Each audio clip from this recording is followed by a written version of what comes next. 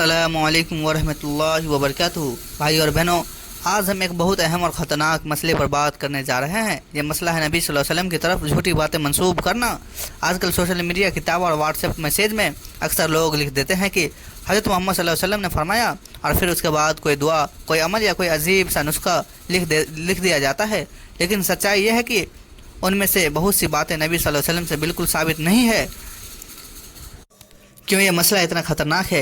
इसलिए कि अगर कोई इंसान नबी सल्लल्लाहु अलैहि वसल्लम की तरफ झूठी बात मंसूब करे दे तो ये छोटा गुनाह नहीं बल्कि बहुत बड़ा गुनाह है। नबी सल्लल्लाहु अलैहि वसल्लम ने सख्त अंदाज में फरमाया कि जिसने मेरी तरफ झूठी बात मंसूब की उसका ठिकाना जहन्नम है। सोचिए, अगर कोई शख्स अपनी तरफ से कोई झूठी बात बना दे और कोई कह दे कि ये नबी सल्लल्लाहु अलैहि वसल्लम का फरमान है, तो वो सिर्फ अपनी जान पर ख़तरा नहीं डाल रहा है बल्कि लाखों करोड़ों मुसलमान को गुनाह करने का कारण भी बन रहा है। मिसाल, आपने देखा होगा कि लोग कहते हैं, अगर ये दुआ 3 बार पढ़ोगे तो तुम्हारी मुश्किलें तुरंत ख़त्म हो जाएगी। अगर ये आयत 7 बार पढ़ोगे तो सोने का पहाड़ मिल जाएगा। अगर ये वजीफ़ा करोगे तो तुम्हारा कारोबार झट से ठीक हो जाएगा। भाइयों, ये सब बातें सुनने में तो बहुत मीठी लगती है, लेकिन अगर ये नबी सल्लल्लाहु अलैहि वसल्लम से साबित नहीं है तो ये गुनाह है। असल हकीकत क्या है? असल हकीकत यह है कि दुआएं और अज़कार सिर्फ वही सही है जो नबी सल्लल्लाहु अलैहि वसल्लम और सहाबा से साबित है। अगर हम अपनी तरफ से कोई नया अमल बना दे और उस पर कह दे कि ये नबी सल्लल्लाहु अलैहि वसल्लम की हदीस है, तो ये बहुत बड़ा झूठ होगा, क्योंकि लोग झूठी हदीसें फैलाते हैं। नंबर 1, कुछ लोग जहालत यानी अनजानी की वजह से फैलाते हैं। नंबर 2, कुछ लोग शोहरत और दिखावे के लिए फैलाते हैं। नंबर 3, और कुछ लोग सोचते हैं कि इससे लोगों का फ़ायदा होगा। लेकिन याद रखिए, भलाई की नीयत से भी झूठ बोलना झूठ ही कहलाएगा। नबी सल्लल्लाहु अलैहि वसल्लम ने कहा, यह तरीका क्या तरीका बताया? नबी सल्लल्लाहु अलैहि वसल्लम ने हमें हुक्म दिया कि जब भी कोई बात सुने तो उसे तौले। अगर वो बात कुरान या सही हदीस से साबित है तो उसे माने, अगर नहीं तो छोड़ दे। उम्मत की गुमराही की वजह आज हमारी उम्मत की सबसे बड़ी कमजोरी यही है कि हम बिना तसल्ली की हर बात आगे पहुंचा देते हैं। किसी ने कहा कि यह नुस्खा है, यह दुआ है, हम तुरंत लोगों को बता देते हैं कि, लेकिन असल में हम गुमराह बन रहे होते हैं। सबक, अगर हमें अपनी दुनिया और आखिरत बचानी है तो हमें यह वादा करना होगा कि हम नबी सल्लल्लाहु अलैहि वसल्लम की तरफ झूठी बातें मंसूब नहीं करेंगे, सिर्फ वही दुआ और अमल अपनाएंगे जो सही है और साबित है। जब भी कोई नई बात सुने तो अपने उसकी तहकीक करे। नंबर 1, ईमान और अमल का बिगड़ना। जब इंसान गलत बातें नबी सल्लल्लाहु अलैहि वसल्लम की तरफ झूठी बात मंसूब करता है और लोग उसे मानने लगते हैं तो उनका अमल बदल जाता है।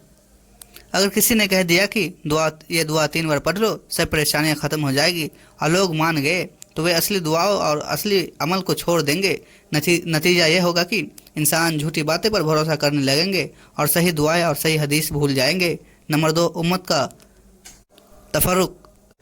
मनगढ़ंत बातें अलग अलग ग्रुप और फिरकों को पैदा करती है। हर कोई अपनी बनाई हुई बात को सही कहता है और दूसरे को गलत ठहराता है।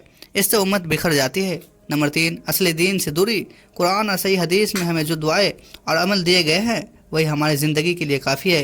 लेकिन जब लोग झूठ बातें फैलाते हैं तो असली दीन से दूर हो जाती है। फिर लोग अपने अपने तरीके निकालते हैं। किसी ने ताबीज़ बना लिया, किसी ने नकली वजीफ़ा बना लिया, किसी ने अजीब और गरीब रस्में शुरू कर दी। नंबर 4, उम्मत का मजाक बनाना। गैर मुस्लिम लोग हमारी इन गलतियों को देखकर कहते हैं कि मुसलमान झाड़ फूक और मनगढ़ंत बातों पर भरोसा करते हैं, इससे दीन का मजाक बनता है। जबकि हमारा दीन बहुत साफ, बहुत आसान और बहुत हकीकत पर आधारित है। नंबर 5, आखिरत का खतरा। सबसे बड़ा नुकसान यह है कि नबी सल्लल्लाहु अलैहि वसल्लम की तरफ झूठ मंसूब करने वाले को आखिरत में सख्त अजाब का सामना करना पड़ेगा, क्योंकि उसने नबी सल्लल्लाहु अलैहि वसल्लम का नाम लेकर झूठ बोला और पूरी उम्मत को गुमराह किया। मनगढ़ंत हदीसों की कुछ मिसालें। नंबर 1, जिसने सूरह यासीन 1 बार पढ़ी उसके 40 हज का सवाब मिलेगा। यह बात सही हदीसों में नहीं है। नंबर 2, जो इंसान हर गुरुवार को जुमा को 100 बार ये दुआ पढ़े उसकी किस्मत बदल जाएगी। यह भी मनगढ़ंत है। नंबर 3, जो किसी खास दरख्त के नीचे जाकर दुआ करे उसकी हर मुराद पूरी होगी। यह भी झूठ है। यह बातें सुनने में मीठी लगती है, लेकिन हकीकत में ये गुमराह करने वाली और गुमराह वाली बातें हैं। सही तरीका क्या है? नंबर 1, हर बात की तहकीक करना, यह देखना कि यह क्या कुरान या सही हदीस से साबित है। नंबर 2, अगर किसी बात का असल पता ना चले तो उसे ना फैलाना और ना मानना। नंबर 3, अपने बच्चों को, घर वालों को भी ये सिखाना कि हर सुनाई गई बात हदीस नहीं होती। नतीजा, भाइयों और बहनों, جھوٹی باتیں اور من گھڑت باتیں ہماری امت کے لیے زہر کی طرح ہے۔ اگر ہم اسے اپنائیں گے تو دنیا میں بھی نقصان ہوگا اور آخرت میں بھی۔ اس لیے ہمیں ہمیشہ صحیح اور صحیح حدیث کو پکڑنا ہے اور غلط باتوں کو چھوڑ دینا ہے۔ بھائیوں اور بہنوں، انسان کی پوری زندگی مشکلیں اور امتحانوں سے بھری ہوئی ہے۔ کوئی امیر ہے تو اس کے لیے امیری امتحان ہے، کوئی غریب ہے تو اس کا امتحان ہے، کوئی صحت مند ہے تو اس کے لیے صحت کی قدر کرنا امتحان ہے، اور کوئی بیمار ہے تو اس کے صبر کی آزمائش ہے۔ نمبر 1، قرآن کی تعلیم۔ قرآن مجید میں اللہ تعالیٰ نے صاف صاف فرمایا، ہم تمہیں تھوڑی بھوک، تھوڑے مال، جان اور پھل کی کمی سے آزمائیں گے۔ اس کا مطلب ہے کہ مشکل آنا اللہ کا طے شدہ نظام ہے، یعنی جب کوئی انسان کسی پریشانی میں پڑتا ہے تو یہ اس کی بربادی نہیں بلکہ اس کی آزمائش ہوتی ہے۔ اللہ دیکھتا ہے کہ بندہ صبر کرتا ہے یا شکایت کرتا ہے، اللہ سے مدد مانگتا ہے یا لوگوں سے امیدیں باندھتا ہے۔ نمبر 2، نبی صلی اللہ علیہ وسلم کا طریقہ۔ نبی صلی اللہ علیہ وسلم کی پوری زندگی مشکلیں سے بھری ہوئی تھی۔ طائف میں آپ کو پتھر سے مارے گئے، مکہ میں 13 سال تک مسلمانوں پر ظلم ہوا، صحابہ کو بھوکا پیاسا رکھا گیا، خندق کی جنگ میں پیٹ پر پتھر باندھنا پڑا، لیکن نبی صلی اللہ علیہ وسلم نے کبھی شکایت نہیں کی، ہمیشہ اللہ سے مدد مانگی اور صبر کا دامن تھاما۔ نمبر 3، صحابہ کی مثالیں۔ صحابہ کرام نے بھی یہی سکھایا کہ مشکل وقت میں صبر کرو اور اللہ سے دعا کرو۔ حضرت بلال رضی اللہ عنہ کو ریت پر لٹا کر پتھر رکھے گئے، لیکن انہوں نے اللہ ایک ہے کہنا نہیں چھوڑا۔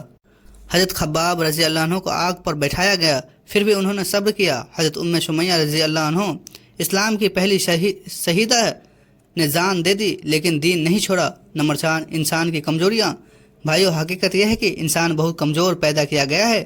جب تھوڑی تکلیف آتی ہے تو وہ گھبرا جاتا ہے، جب تھوڑی بھوک لگتی ہے تو وہ شکایت کرنے لگتا ہے، جب تھوڑی بیماری آتی ہے تو وہ کہتا ہے اللہ نے میرے ساتھ کیا کیا۔ یہی ہماری سب سے بڑی غلطی ہے۔ اللہ چاہتا ہے کہ ہر مشکل وقت میں صبر اور دعا کرے، لیکن ہم شکایت اور غصہ کرنے لگتے ہیں۔ نمبر 5، صبر اور شکر کا اپائے۔ اگر ہم زندگی کو آسان بنانا چاہتے ہیں تو ہمیں 2 چیزوں کا اپنانا ہوگا۔ نمبر 1، صبر، مشکل وقت میں صبر کرو، شکایت مت کرو۔ نمبر 2، شکر، جب نعمت ملے تو اللہ کا شکر کرو، گھمنڈ مت کرو۔ نبی صلی اللہ علیہ وسلم نے فرمایا تھا، مومن کا ہر حال اچھا ہے، اگر اسے نعمت ملتی ہے تو شکر کرتا ہے، اگر مصیبت آتی ہے تو صبر کرتا ہے، دونوں ہی حالت میں اس کے لیے بھلائی ہے۔ نمبر 6، غلط طریقہ کیا ہے؟ آج لوگ مشکل حالات میں غلط راستہ اپناتے ہیں۔ کوئی تعویذ گلے میں لٹکا لیتے ہیں، کوئی جھاڑ پھونک والے بابا کے پاس چل جاتا ہے، کوئی کہتا ہے کہ یہ خاص آیت 3 بار پڑھ لو تو فوراً مشکل ختم ہو جائے گی۔ بھائیو، یہ سب غلط ہے۔ مصیبت سے نکلنے کا صحیح طریقہ اللہ سے دعا، صبر اور صحیح اذکار۔